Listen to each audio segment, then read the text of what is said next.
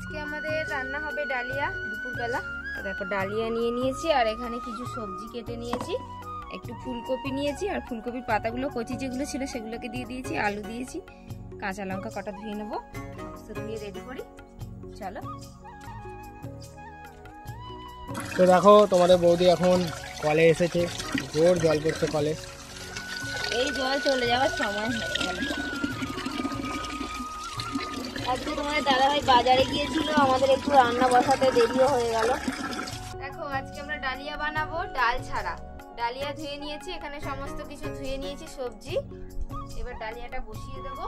সরষের তেল, তেজপাতা, শুকনো লঙ্কা, গোটা জিরে, ফোড়নটা একটু ভাজা ভাজা করে নেবো। দিয়ে দেবো ধুয়ে রাখা আলু। মেয়েটার বিয়ে হয়ে গেলে তুমি বড় মেয়েটার কাছে চলে আসবে। ফুলকপি, লবণ দিয়ে দেবো।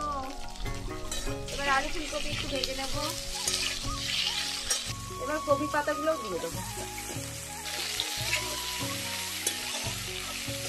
হলুদ গুঁড়ো দিয়ে দিলাম, তো আদা কাঁচা লঙ্কাটা ফ্রিজে আছে, সয়াবিনটাও দিয়ে দেবো আর একটু লবণ দিয়ে দেবো মশলার সাথে। এবার ডালিয়াটা ভালো করে ভেজে নেবো একটু। আর ডাল দেবো না, ডাল দিলে এর সঙ্গে ডাল দিয়ে দিতাম। ভাজা হয়ে গেছে, এবার জল দিয়ে দেবো। দেখো মাঠে জল ঝাপটাচ্ছে, কি সুন্দর, অনেক দূরে আছে ওরা, আমি তোমাদের দেখাই। মাঠে এখন প্রচুর কাজ, দেখো অনেক দূরে আছে ওরা। কাঁচা লঙ্কা দিয়ে দিলাম, ফুটতে শুরু করে দিয়েছে।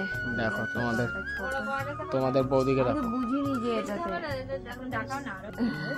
আমি ভাবি এটাতেই হয়তো হয়ে যায়। দেখো আমাদের কি সুন্দর খিচুড়ি হয়ে গেছে ডালিয়া। দেখো কড়াটা ভর্তি ভর্তি হয়েছে, উপচে কিন্তু পড়ে না। আজকে শাশুড়ি এসছে, কারণ আজকে রোদ্দুর ওঠেনি তো, শীতকাল। যদি ধরো শক্তটা না থাকে তাহলে নামিয়ে দেবো। হ্যাঁ করে দেখো। ওই তো এই দেখো তোমার বৌদিকে দেখো কি বার করেছে, ঘি। ও বাবা, লঙ্কা আদা রসুনের চামচি ঢুকিয়ে দিচ্ছে। দিয়ে দিলাম একটু, গন্ধ ভালো বেড়ে যাবে। আর একটু গরম মশলার গুঁড়ো দিয়েছি। দেখো আমাদের ডালিয়া একদম রেডি, আর কত সুন্দর লাগছে, মনে হচ্ছে যেন একদম ভোগের খিচুড়ি হয়েছে। একবার হাতে করে তোলো, সোয়াবিন দিয়ে, সোয়াবিন থাকবে, তো সয়াবিন